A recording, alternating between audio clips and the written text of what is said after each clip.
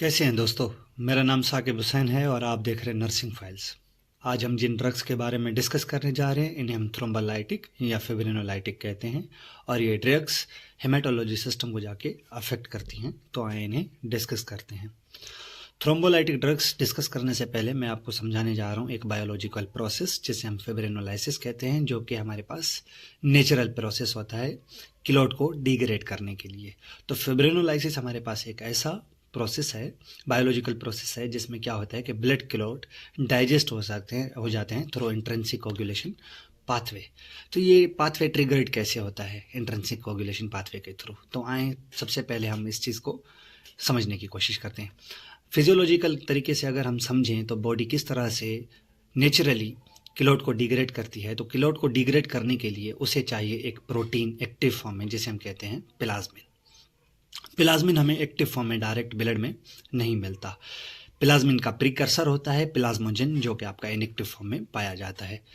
प्लाज्मोजिन को कन्वर्ट करने के लिए प्लाज्मिन में हमें कुछ एक्टिवेटर्स की ज़रूरत पड़ती है, जिसे हम कहते हैं प्लाज्मोजिन एक्टिवेटर्स, जो कि हमारे पास बेसिकली काम आता है नेचुरल प्रोसेस के लिए टिश्यू प्लाज्मोजिन एक्टिवेटर। टिश्यू प्लाज्मोजिन एक्टिवेटर क्या करेगा, आपका प्लाज्मिन के ऊपर बाइंड करेगा और इसे प्लाज्मिन में कन्वर्ट करेगा। प्लाज्मिन में कन्वर्ट करने के बाद प्लाज्मिन क्या करेगा, आपका जो है वो फिब्रिन के ऊपर एक्ट करेगा। तो आए समझते हैं कि फिब्रिन है क्या।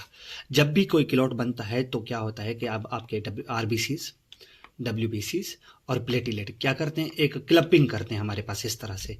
तो इस क्लपिंग को क्या होता है कि कवर करना पड़ता है, एक जाली की सूरत में जो है वो पैक करना पड़ता है। आप इस तरह से समझिए कि कुछ टीन के डब्बे डायरेक्ट खुले में जो है वो इधर उधर बिखर जाएंगे। तो क्या करते हैं, हम उनसे एक क्रेट के अंदर रखते हैं। तो वो क्रेट का किरदार यहाँ पे फिब्रिन करती है। फिब्रिन क्या करती है, इनको जो है वो एक बाउंड्री देती है, एक नेट जाली की तरह एक बाउंड्री देती है, ताकि एक ही जगह पे कवर रहें। तो हमें क्या करना होता है कि इस फिब्रिन को तोड़ना होता है। तो फिब्रिन को तोड़ने के लिए क्या होता है कि प्लाज्मोजिन जाके एक्ट करेगा इस फिब्रिन के ऊपर। ये एक एंजाइम है हमारे पास जो इस फिब्रिन की डिग्रेडेशन कराएगा। जैसे ही डिग्रेडेशन करवाएगा तो आपके आरबीसीज, प्लेटिलेट इधर उधर बिखर जाएंगे, जो आपका क्लॉट बना हुआ होगा वो टूट जाएगा। इस प्रोसेस को भी कुछ हमारे पास एंजाइम कंट्रोल करते हैं, जिसे हम कहते हैं anti plasmin, alpha 2 anti plasmin. क्या होता है कि बॉडी में कभी कभी ये प्लाज्मिन ज़्यादा रिलीज हो जाते हैं।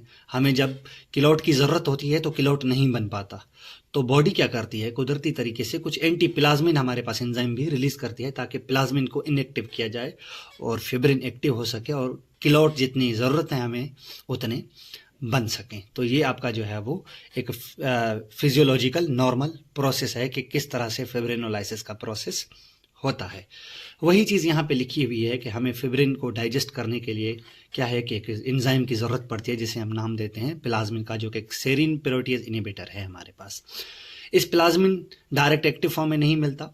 इसको एक्टिव करने के लिए क्या होता है कि प्लाज्मोजिन को कन्वर्ट करना पड़ता है प्लाज्मिन में, और ये प्लाज्मोजिन भी हमें डायरेक्ट नहीं मिलता। इसके भी कुछ एक्टिवेटर्स हैं, जिसे हम नाम देते हैं नेचुरल तौर पे प्लाज्मोजिन एक्टिव, टिश्यू प्लाज्मोजिन एक्टिवेटर्स, जो कहाँ पे मौजूद होते हैं, आपके एंडोथेलियल सेल्स के ऊपर। इस प्रोसेस को भी एक चीज़ कंट्रोल करती है, स्ट्रिक्टली मॉनिटर करती है। अगर ये मॉनिटर ना हो तो हमारे पास ब्लीडिंग ज़्यादा हो सकती है। तो इन एंजाइम को हम नाम देते हैं एंटी प्लाज्मिन का। ये यहाँ पे बात खत्म हुई। अब क्या है, हम जो है वो आर्टिफिशियल तरीके से, अपने सिंथेटिक बने हुए तरीके से जो ड्रग्स देते हैं, वो ड्रग्स क्या करती हैं, आपके प्लाज्मोजिन एक्टिवेटर का काम करती हैं। वो क्या करती हैं, प्लाज्मोजिन को प्लाज्मिन में कन्वर्ट करती हैं, और ये प्लाज्मिन एक्टिव फॉर्म है तो फिब्रिन को जाके ये डिग्रेड करेगा हद से ज़्यादा, जितनी हमें नीड है।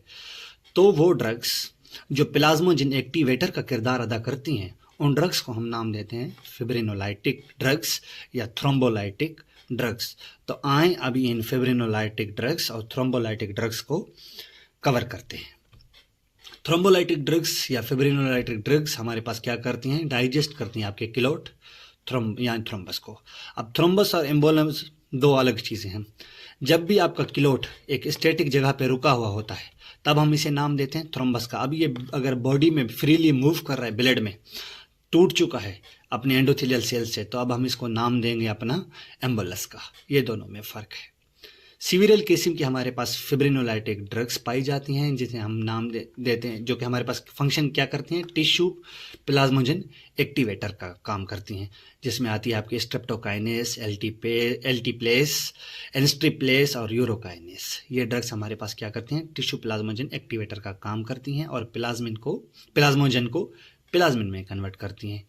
फिब्रिनोलाइटिक हमारे पास एंटीकोगुलेंट से अलग हैं।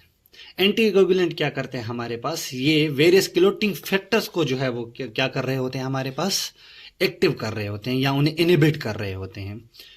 इसके बरअक्स फिब्रिनोलाइटिक ड्रग्स क्या करती हैं, प्लाज्मोजन एक्टिवेटर को क्या करती हैं, एक्टिवेट करती हैं। तो ये इन दोनों में डिफरेंस है। एक डिफरेंस ये है कि ये एंटीकोगुलेंट क्या करते हैं, हमें क्लोट फॉर्मेशन होने से क्या करते हैं, रोकते हैं।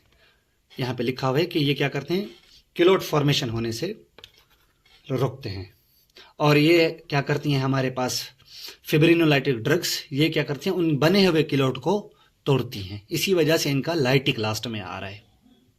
अगर हम फिब्रिनोलाइटिक ड्रग्स के इंडिकेशन या साइड इफेक्ट की बात करें तो इनके इंडिकेशन क्या है, किन किन ड्रग्स को हम यूज कर सकते हैं, दे सकते हैं इनको ट्रीट करने के लिए। तो सबसे पहले हमारे पास नाम आता है myocardial infarction, pulmonary embolism, ischaemic stroke, thrombosis of prosthetic heart valve या स्टेंट को ट्रीट करने के लिए हम देते हैं। ब्लीडिंग की अगर हम बात करें साइड इफेक्ट के तौर पे, ब्लीडिंग सबसे ज़्यादा हमारे पास है कि अगर ज़्यादा ओवरडोज हो गया तो ब्लीडिंग हद से ज़्यादा हो सकती है। Bleeding from the injection site, gastrointestinal bleeding, कोई जीआई में अल्सर है, हेमरेजिक स्ट्रोक है, पेशेंट को हमने नहीं देखी, हिस्ट्री नहीं ली, तो क्या हो सकता है कि ये साइड इफेक्ट हो सकते हैं। Perfusion arrhythmias, hyper sensitivity reaction, anaphylaxis. कुछ ड्रग्स क्या होती हैं, रिएक्शन देती हैं, जैसे स्ट्रेप्टोकाइनेस हो गया, तब क्या होता है कि इनकी वजह से एनाफाइलेक्सिस का रिएक्शन हो जाता है। इसको ट्रीट करने के लिए हम क्या देते हैं, कुछ ड्रग्स इस ड्रग से पहले देते हैं जिन्हें हम कहते हैं एंटी एलर्जिक्स, वो मैं आपको आगे समझाता हूँ। नोजिया हो सकता है साइड इफेक्ट के तौर पे, वॉमिटिंग या फीवर।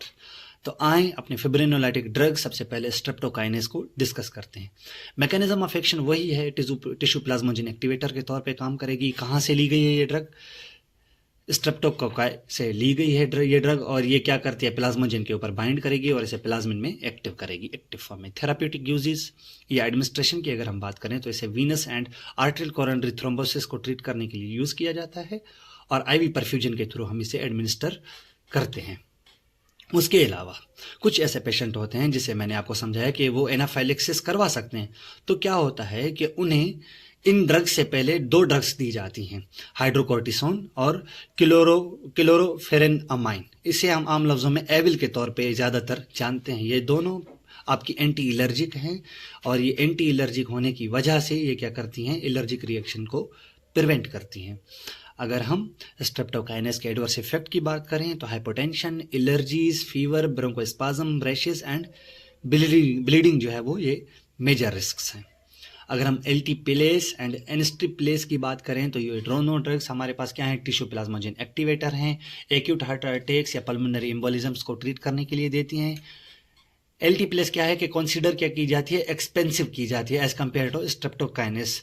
तो क्या होता है कि हमारे पास इसे हम यूज करते हैं हेपरिन के तौर पे, हेपरिन के साथ हम इसलिए देते हैं क्योंकि हेपरिन क्या करवाता है, हमारे पास हेपरिन क्या है, एंटीकोगुलेंट है। तो एंटीकोगुलेंट होने की वजह से ये दोबारा हमारे पास थ्रोम्बस की रीअक्लूजन नहीं होने देता और इसे एल्टीप्लेस को हम आईवी के तौर पे एडमिनिस्टर करते हैं। अगर हम एनस्ट्रिप्लेस की बात करें तो ये एक प्रोड्रग है।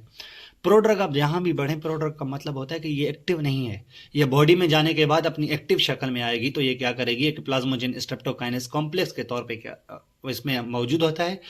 बॉडी में जाने के बाद क्या होता है कि ये स्ट्रेप्टोकाइनेस अपने अंदर से रिलीज करती है आफ्टर इंजेक्शन। और स्ट्रेप्टोकाइनेस हमारे पास क्या है, एक टिश्यू प्लाज्मोजन एक्टिवेटर है जो जाके प्लाज्मिन को कन्वर्ट करेगा, हमारे प्लाज्मोजन को कन्वर्ट करेगा प्लाज्मिन में।